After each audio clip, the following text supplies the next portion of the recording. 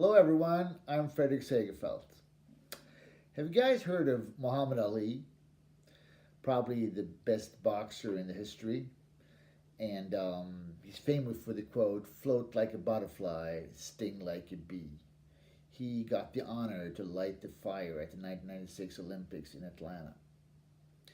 Until 1964, he was known as Cassius Clay. But the day after he got his first world championship, he announced that he had joined the Nation of Islam. And he said, Cassius Clay is a slave name. From here on, I want to be known as Muhammad Ali. It's easy to understand that African Americans have a problem with their identity. Their forefathers were brought across the Atlantic as cattle, they had to suffer slavery, and then a century of Jim Crow legislation.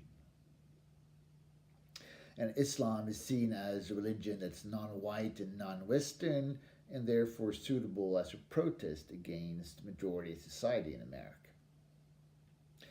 But how suitable was Muhammad Ali as a name, as a symbol of a protest against the enslavement of blacks? Not at all. In fact, it was a name of one of the biggest enslavers of blacks in history.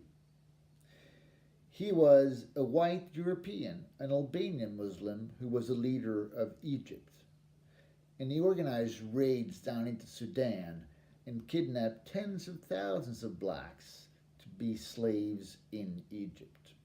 During one of those raids, there was a group of 30,000 people that were marching across the Sahara up to Egypt, and almost all of them died. So he couldn't have picked a worse name as a symbol, as a protest against the enslavement of blacks. He might as well have called himself Robert E. Lee or Jefferson Davis. But the question is, how come they didn't know this? The Nation of Islam was an organization based on a protest against this, the enslavement of blacks. Well, it's because our view of slavery is Eurocentric. Eurocentrism is a word that post-colonial theorists and social justice warriors like to use to say that the white perspective, that Europeans and the European perspective dominates, and that it ignores other people and other identities. They're right, but they suffer from the same problem. And our view on slavery suffers from the same problem. For us, a slave is a black person owned by a white American. But that's not the full picture. It's a distorted view of the phenomenon. For example, what was the biggest slave revolt in history? Nat Turner, the Amistad, or perhaps if we go outside America, Spartacus in ancient Rome. No, the largest slave rebellion in history was the Zan Revolt. It took place in 9th century Iraq. The number of casualties is estimated to be between 500,000 and 2.5 million.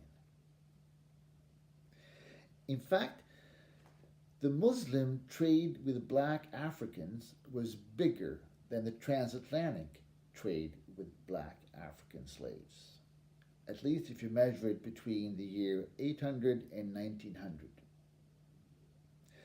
This, your school teacher probably never told you, and you're never going to see a Hollywood movie about it. Therefore, I created this YouTube channel where I would post videos to challenge your view on colonialism, racism, and slavery. I will do it on a regular basis, so please subscribe